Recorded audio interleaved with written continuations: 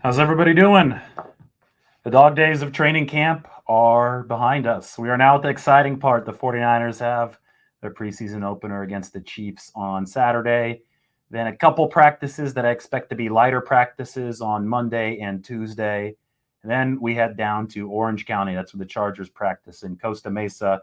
And that's going to be the most interesting part of camp. Two practices, joint ones against the Chargers and then, or with the Chargers, and then a game against the Chargers at SoFi Stadium on Sunday. And after that, I think everything is just going to be moving faster and it's going to be more fun because week 3 of the preseason is against the Raiders, and that is the dress rehearsal. So we've made it to that part of the finish line. I'm going to create the broadcast on Twitter now to have our friends join us there. Perfect.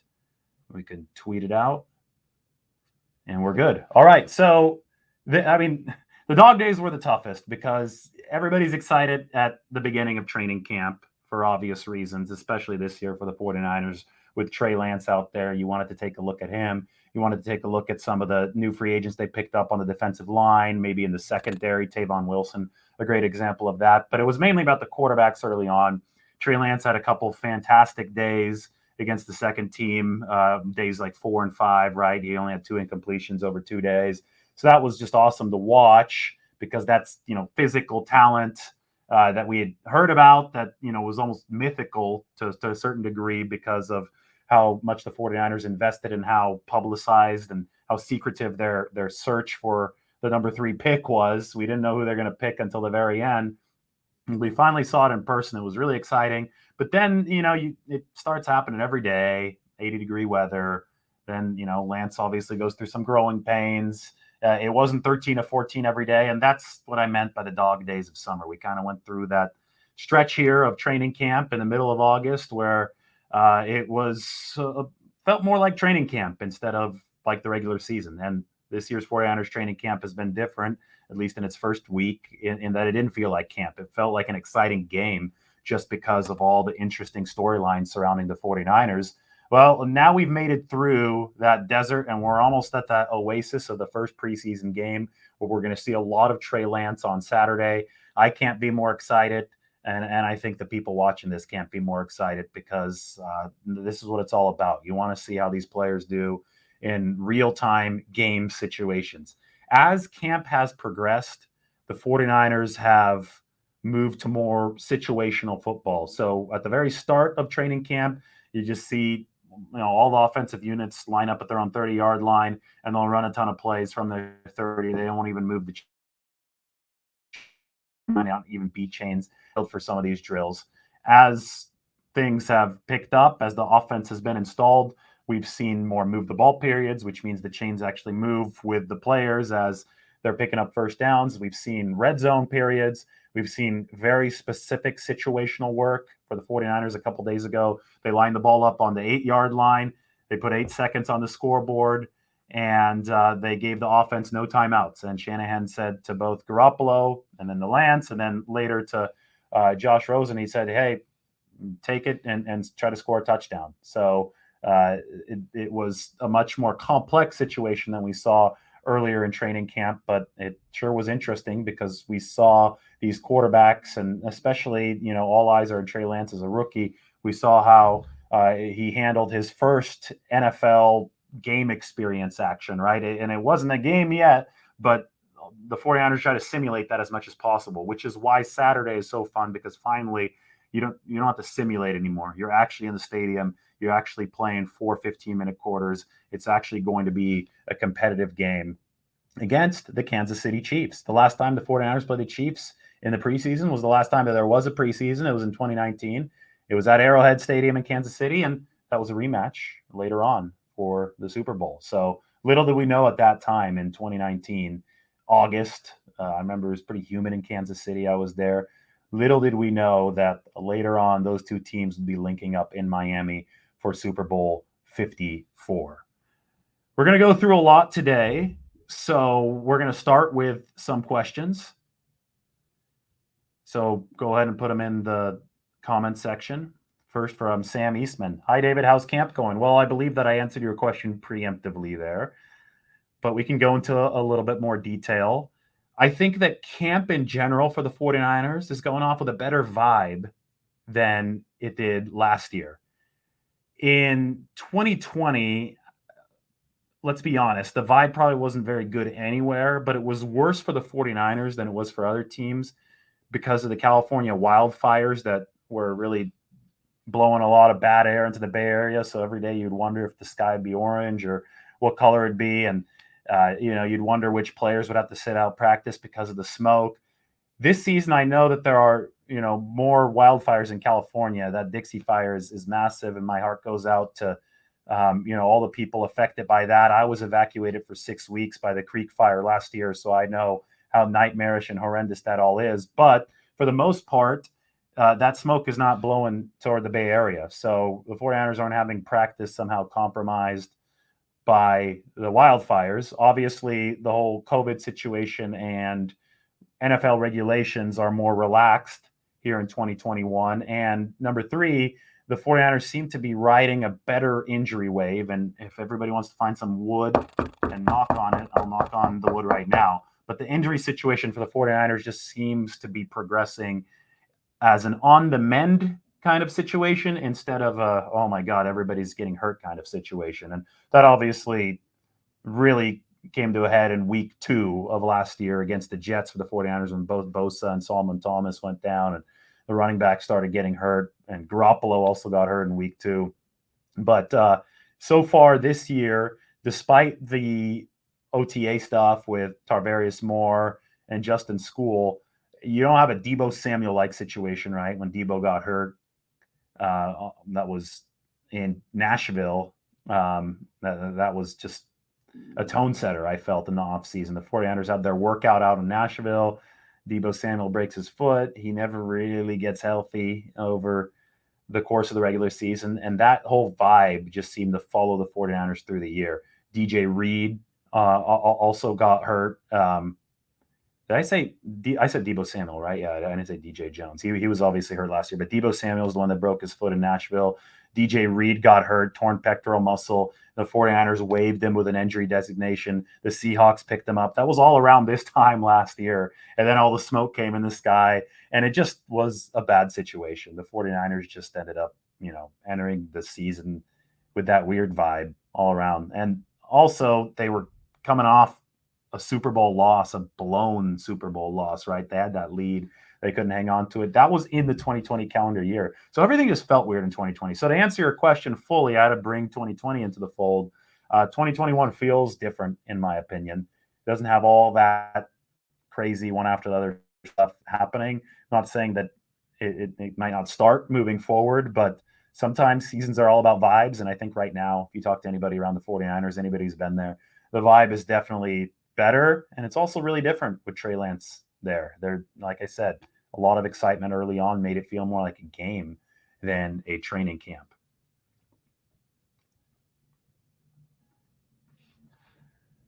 Jonas Griffith, not Jonah Griffin, but Jonas Griffith and Marcel Harris, both linebackers contending for one spot. I'm not sure if you're saying that or if it's a question, Frank, but it's possible that they're competing for the final linebacker spot. It's also possible that Jonas Griffith is more of a practice squad candidate. Marcel Harris actually has some guaranteed money on his contract. It's not much, and the 49ers signed it with him when he was officially a safety, and now he's since officially moved to linebacker. I don't think that the 49ers switch positions like that with Marcel Harris unless they're really seriously planning on him making the team at that position, especially since they're so low on safety help right now. I mean, Tony Jefferson just went to IR with a groin and a hamstring issue. Jaquiski Tart is still on the active PUP list because that turf toe has been a lingering problem for him. The safety room right now is bare bones, which is why they brought in Clinton Dix. Marcel Harris, in a pinch, could go back to his old position. And he also has linebacker versatility. That gives Marcel Harris a leg up to make the 53-man roster. You have to remember that with this positional interchangeability, that the 49ers are trying to develop at a lot of positions, not just as one, but you're seeing a lot with the linebackers and the strong safeties. That positional interchangeability, I think, gives an inherent advantage to the players who can play both. And the other day, the 49ers signed Donald Payne, a linebacker who used to be a safety in college. And this is an observation I was able to make on Twitter. Between Donald Payne, safety in college, Demetrius Flannigan-Fowles, safety at Arizona in college, Marcel Harris, safety with the 49ers up until a few days ago, and Fred Warner, who played a glorified nickelback kind of coverage role in college at BYU. That is 4 49ers linebackers with defensive backgrounds. So you could see exactly where this team is going as far as the versatility between the linebacking crew in the middle of the defense and that, especially that strong safety position. They want to have linebackers who can cover, and they obviously want safeties who can also deliver in the run game. And because NFL offenses are getting lighter and faster, it generally makes sense for the former safeties to move into those linebacker roles. But long story short, Marcel Harris still has that versatility to play a little bit of safety. So if the 49ers are thin there on the back end, I think Marcel Harris is a valuable piece. He's already been in the system now for a couple years. I really do believe that he probably has a leg up if it's between him and Jonas Griffith. Now, that might not be the case. The 49ers might carry an extra linebacker. Who knows? But Jonas Griffith, if we want to talk about him, that's a big, tall, long body again. The 49ers like these tall linebackers. It's the whole safety thing again. You know, you like a tall, strong safety. Well, look at Fred Warner, 6'4" linebacker. You don't see that a lot around the league. You know, that's a position where 6'1" plays. Jonas Griffith is another tall linebacker. And Demetrius Flannigan-Fowles, former safety, converted to linebacker, tall linebacker. 49ers love that length. I'm tall too. I'm 6'5". So love that length. I've got a little bit of a wingspan. It's wider than the camera here. But that can clog up some passing lanes. That can create some problems near the line of scrimmage. We've already seen Fred Warner. Fred Warner. The anticipation is awesome. It's even better this year. I mean, he just got paid and he's still working hard. I think Fred Warner is going to be a better player this year than he was last year. And he made a huge stride in 2020. Tackling wise, Fred Warner's missed tackle rate went down from 12.4% in 2019 to 4.3% in 2020. So he's a tackler now. He can do it all. But I think the anticipation has gotten even better. I really do. There was a red zone period the other day where Fred Warner was just dominating the field. Jimmy Garoppolo tried to go over the middle twice, and Garoppolo's got a really, really quick release. Shanahan thought Garoppolo's quick release. We all know how fast Garoppolo can get rid of the ball, and he can get into those little close quarters in the middle of the field, with exceptional quickness that usually is good for a 70+% completion rate on those short passes for him. Well, Fred Warner was just all over Brandon Ayuk on one of those plays. And because of the anticipation time, it looked like the throw didn't even have a chance. It was crazy how quick it was. And he wasn't draped over Ayuk's back, but he was able to kind of dig in over his back, get that hand in there, and knock the ball away, prevent a touchdown. I think we're going to see Fred Warner disrupt a lot of short games this year. I mean, he disrupted the New York Giants short passing game last year with that interception of Daniel Jones. That was a play with, amazing anticipation. And he was helped out by Jaquiski Tartt on the play. If you remember that interception of Daniel Jones in week 3, Jaquiski Tartt actually saw a certain alignment that the Giants had used the week prior, and he knew what the route was going to be. So before the snap, he alerted Fred Warner, who had also done his homework, had also studied the film, and Fred was just all over the play, which is pretty cool to see that communication on the back end. Sometimes in full stadiums, it's harder to do that, right? But last year, empty stadiums, 49ers could talk a lot. And, that's another reason why they want Jaquiski Tartt back. And based on what I'm hearing, there is a chance that Jaquiski Tartt will, in fact, be back by week 1. The problem is that these turf toe injuries are so tricky. They've claimed careers before. Patrick Willis's career fell victim to a turf toe injury. Jaquiski Tartt doesn't want to go down the same path, and it's never promising when an injury that he suffered late last season, right, in the back half of the 2020 season, is still bothering him now. But I can tell you this, he's out on that practice field. He's starting to do some side work. He's watching his teammates from the sideline, and I do think that there is a chance that he'll be back early in the season as long as that toe cooperates. And that'd be big for the 49ers because Jaquiski Tartt is a great communicator on the back end. He made a lot of good things happen for the 49ers. When they didn't have him over the past couple seasons, there was trouble communication-wise because he's a silent master out there. They call him a silent assassin. Robert Saleh's words for Jaquiski Tartt were silent assassin. So you want him back. That doesn't mean that you're not happy with Tavon Wilson, who I think has been a great veteran presence on the first team. 49ers should feel good about the fact they have Tavon Wilson, but getting Jaquiski Tartt back would be money in the bank for the 49ers. What are Jalen Hurd's chances of making the team right now? Great question, because they didn't look good entering today. Jalen Hurd, was obviously still nursing the knee injury, torn ACL from last year. And then in 2019, he missed all the season with a back injury. But it was very clear that he wasn't full go because of downstream effects of the knee issue early in camp or up until early this week in camp. He woke up not feeling right the other day, and he did work on the side. And Kyle Shanahan was blunt in his press conference about that instance, saying that Jalen Hurd is running out of time, that unfortunately we understand that he's hurt, but there's only a certain amount of days of training camp and a certain amount of reps that you can get to prove yourself and make a competitive football team, because there aren't unlimited roster spots. The 49ers have only 53 of them. So it seemed that Jalen heard the message, pun intended. The very next day, he was back out of practice. He wasn't doing work on the side. Who knows? Maybe he was gutting through something. And then today, I'm speaking on Thursday, Jalen Hurd made 2 clutch catches on 2 just rockets, real rockets from Trey Lance over the middle in the 2-minute drill that ended up in a touchdown pass from Trey Lance to River Craycraft. So that was impressive. Jalen Hurd hung on to both balls. He got open over the middle of the field, especially a day after he didn't look good at all, I think, in one-on-one drills, wasn't getting too much separation, didn't have any catches on Wednesday.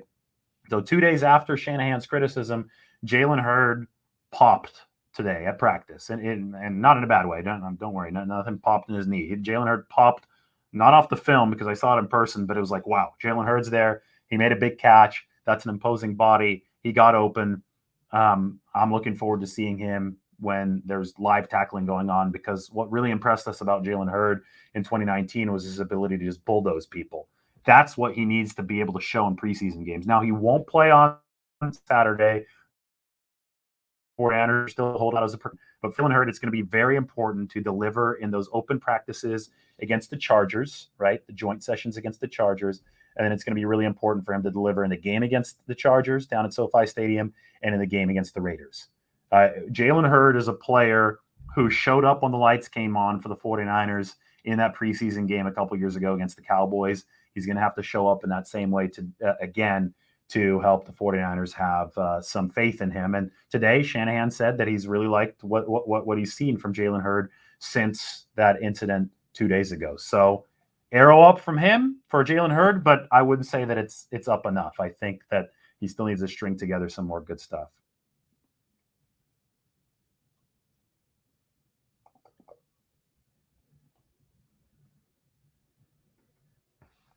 Which NFL teams or defensive schemes that we face this year will be most susceptible to the RPO plays the Lance is gearing up to run?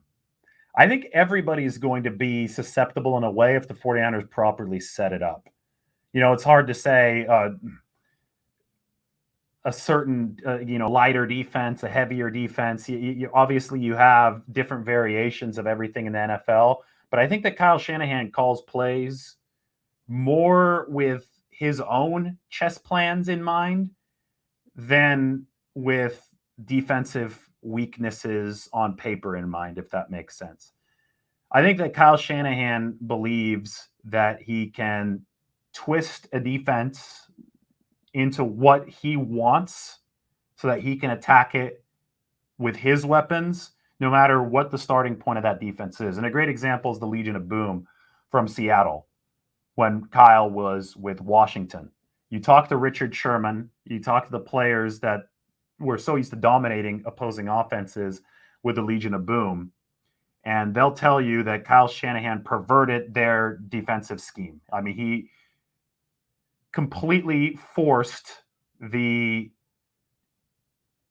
4-3 defense that had, the cover three, the Seattle style defense that really had everybody's number there for a few years. He completely forced that defense to become something that it wasn't. That, guys were out of position. They had to start, I think Richard Sherman said that he bastardized our scheme was the way that he illustrated it. And it was really interesting to me, and I don't have like a little telestrate or anything right now to draw it out, but the way that he illustrated how guys were just not aligned at their same positions because they had to account for RG3's legs. And you remember that game in the playoffs, I think it was a divisional round game or a wild card game back in either 2012 or 2013, where Washington actually went out to a 14-0 lead against Seattle, and Seattle had to claw their way back. I think Russell Wilson made some plays with his legs, and they ultimately won that game. That was the one where Trent Williams and Richard Sherman had the little run in after the game. I think Trent shoved Richard, but they were cool later when they were teammates with the 49ers. They were like locker mates last year. But that was a great example of Kyle Shanahan being able to, I think, expose weaknesses even of an all-time great defense, right? That Seattle Legion of Boom.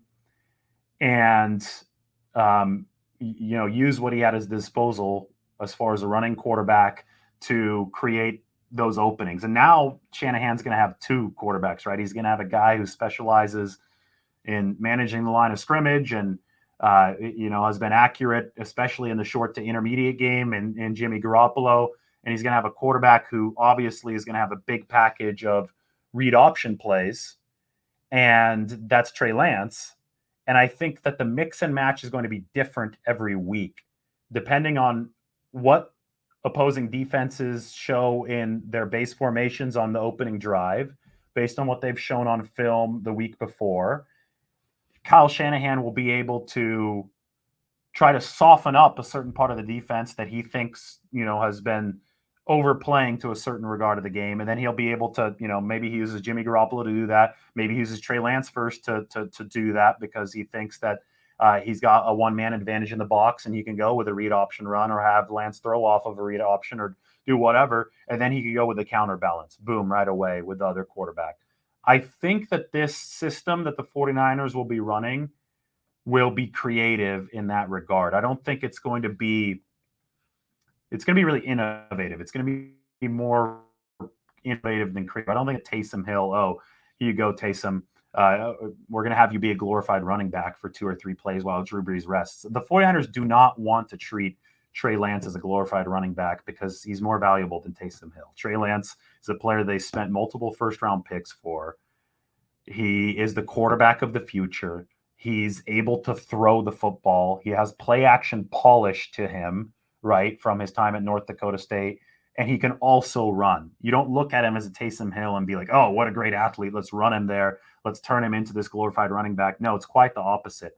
I think with Trey Lance, you have a player with a very, very complete skill set, but one that still needs some refinement as far as the NFL level goes. So you want to get him out there in these game situations because he can help you win right now. And he can help you win not just with his legs, like some of these former quarterback package read option guys did. He can also help you win with his arm. So I think that the way that Shanahan runs the balance and counterbalance is going to be very intricate. And I think he's going to be able to get defenses, as Richard Sherman said, bastardized to the point where he's going to have a lot of open field to work with. And that's just me speculating about the creativity that I've seen from Kyle Shanahan already throughout 4 years of covering him now, combined with what I have seen in practice and the really impressive physical skill set that Trey Lance has shown. And to be honest, Jimmy Garoppolo has been sharp in practice too. Today might have been one of his most impressive periods when the 49ers were moving the ball there in the 2-minute drill, and he won 7 of 8 and pushed him down the field. So Shanahan, a lot of people talk about the tough decisions that he's going to have. I think it's more of the tough balance that he's going to have. I don't think it's going to be easy to call these games, but if anybody should be trusted with all of these fun toys that Kyle Shanahan obviously has, he has a few sports cars right now, right? Between all the 49ers offensive weapons and Trey Lance. I think he's a guy that can really make use of it. So that's my answer to that question. I think it's less defense dependent and more Shanahan dependent, because I think he's going to be really creative with this.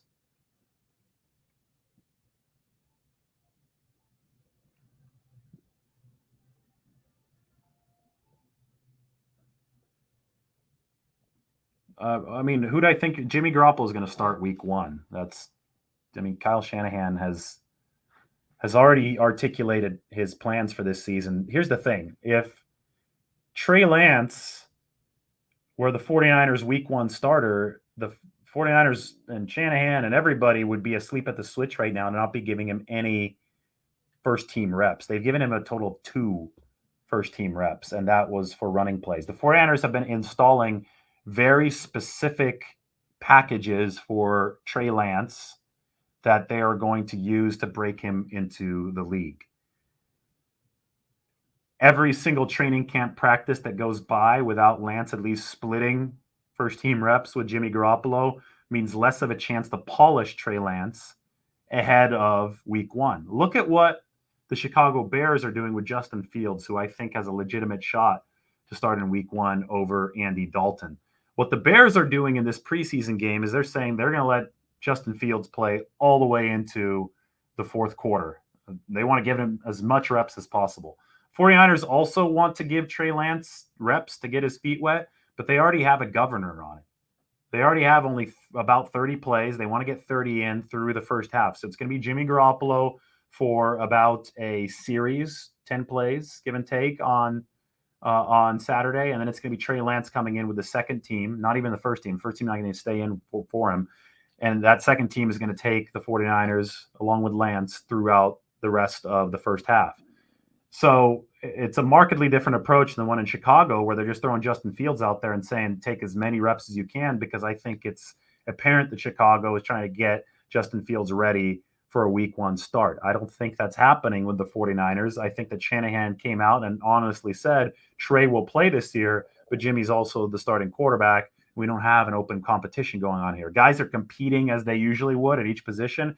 The iron is sharpening the iron. Jimmy Garoppolo obviously hears the footsteps. Trey Lance is a high-priced quarterback that the 49ers, spent a massive amount of capital to get. Trey Lance has done some really impressive things on the football field, but he's still been working with the twos and only integrating very specific read option plays with the first-team offensive line on 2 occasions at practice. So everything that Shanahan has talked about, everything that the 49ers have done on the practice field has been geared toward this 2 quarterback system that we're going to see. And I personally, since, this is something I've been talking about since May. As soon as the 49ers drafted Trey Lance, I was talking about a 2 QB system because of the skill set that Lance brings to the table. I've thought that it was going to be a very creative package for Trey Lance. I've thought that it was going to be something where you couldn't compare it to the Tebows and the Hills before. You just couldn't, because from when I fell in love with Trey Lance's film, I saw a guy that I called a tank back in January. That was my first word. Oh my God, this guy's a tank. This guy's wide. He's huge. He's running players over. But the tank also could move his feet. The tank also had a sense of timing from a pro-style offense. And the tank also made some really accurate throws downfield. Now, was the accuracy consistent on tape? Maybe not as consistent as Mac Jones or Justin Fields. But remember, Trey Lance was only 19 years old when he played. There was he just turned 21 in May. There was a sense that Shanahan could mold Lance into exactly what he wanted, which is why I thought the 49ers were going to pick this guy, because you had this prodigious physical skill set combined with this play action, pro-style moldability that I knew that Kyle had to just love. So you had the best of both worlds with Lance, right? And that's why I think that the Lance packages and the Lance plays are going to be so creative, because it's not just some kind of shiny new running toy that Kyle can use. This is actually a quarterback that he envisions that he can mold into his exact liking moving forward. in those packages. Yeah, I mean, it does come down to whoever can throw from the pocket. And, you have to ultimately at some point win from the pocket. The 49ers know that Jimmy Garoppolo can win from the pocket. They want Trey Lance to be able to win from the pocket for 15 plus years for them. That's what the Steve Young story was, right? Steve Young had to learn how to win from the pocket. And you're not going to have a full grasp on whether or not a guy could do that until he actually sees real game situations, strings together a full game of adjustments and counter adjustments against an opposing defensive coordinator, and then strings together a season of adjustments and counter adjustments. So it's a piece by piece approach for Trey Lance. And I can tell you what, the 49ers are thrilled to have two of these guys right now. They have two capable quarterbacks. I think that's been very clear during camp that Garoppolo has been capable against that first team, and Trey Lance has done some really special things working with that second unit against the second defense. And now you take those special things and that physical skill set, and you find a way to complement what Garoppolo brings. And again, you have to think outside the box. You can't think of the traditional offense because I don't think Kyle Shanahan is considering it that way. You look at everything that Kyle has said. You look at everything the 49ers have done on the field. You look at the Albert Breer article, which I think was a great way of putting it. This is not a binary effort. It's not Lance or Garoppolo. It seems to be Lance and Garoppolo. You have both of them working there. And I think that's how the 49ers are approaching it. Well, so the Alex Smith and Kaepernick thing is funny because the 49ers brought Kaepernick into some games, if I remember correctly, in 2011. Then they brought him in 2012 as well. And then Alex Smith suffered the concussion and Kaepernick just ran with it. I don't think we saw Alex Smith again. The problem, obviously Kaepernick was really good in that 2012 season. Obviously, he took the league by storm. There was a lot that the NFL wasn't ready for at the time that I think they're a little bit more ready for now.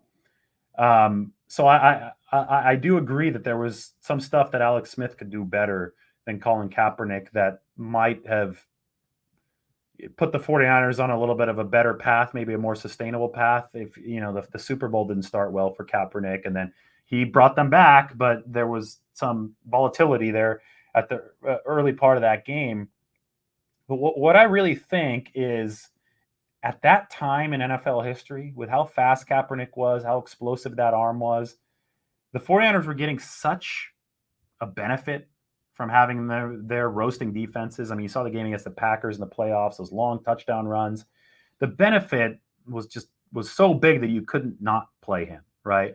Now defenses are a little bit more used to the read option. Now it's swung back. The pendulum is back to where you do need to win from the pocket, I think, to make it to the Super Bowl. But you can also really accentuate your game, further stress opposing defenses by being so good with your legs. And I think that's where Trey Lance comes in. And I think that's why I hate comparing him to Colin Kaepernick. I never thought that Colin Kaepernick was great from the pocket. I think he had a long windup, right? I mean, he wasn't conventional. He was big armed. He was very fast. He made some sensational throws, but you would never say that Colin Kaepernick had perfect pro style footwork, a perfect compact pro style release. You would never use that to describe him. Trey Lance, you could describe him that way. Trey Lance, you can describe him as a pro style quarterback first, thanks to the background at North Dakota State, with the sensational physical tools to go along with it. So because you have both with Trey Lance, I think ultimately you could see him being the franchise quarterback for the 49ers. But right now, you have that duality with Trey Lance, which is so great, which the 49ers love, but you're still working it into situational NFL stuff, which is why you also feel good about having Jimmy Garoppolo on the roster and playing, because you can bring Lance along at the speed that he should be brought along at. Again, 21-year-old 49ers are super excited about him. But that's how I see the duality. That's how I see that it's different from Kaepernick and Smith, because back when Kaepernick took the league by storm, you had to play him. I mean, he's rushing for 200 yards a game. You had to play him, that big arm. Now, of course, you have to play Lance if he's as impressive as, we've gathered as far as, some of the contributions that he made so far in camp. But You don't have to play him as if he's going to come in and just take over the football game. You don't have to expect that from him because I don't think that's likely. He can take over these games in his reserved roles while Jimmy Garoppolo does the stuff that he's good at, and sets the table for the offense in other ways. So I think that these are two different situations because of Lance's polish and because of the fact that the 49ers, when you talk about Garoppolo and Smith too, the offense that the 49ers showed under Garoppolo was way more explosive than the offense the 49ers fielded under Alex Smith in 2011. So that's also apples and oranges to me. The starting defense will be out there for, I think, 10 plays. I think the defensive plan is the same as the offensive plan. We'll see. I think it's only going to be a series for the starters, and then the second team will go. And yeah, I think it'll be on local TV, so you can watch that. This is a good point from Luke Walsh. That 2012 early regular season game versus the New York Giants was a catastrophe, in part because Harbaugh kept putting Kaepernick in just as Smith drives were getting underway. And yeah, Kaepernick, if I remember correctly, was a complete disaster in that game. The efficiency wasn't there. I think the whole team was a disaster. It wasn't until a little bit later in that Monday night game against the Bears where Kaepernick played, and I think he was okay against the Rams in that crazy tie at Candlestick after Smith got the concussion.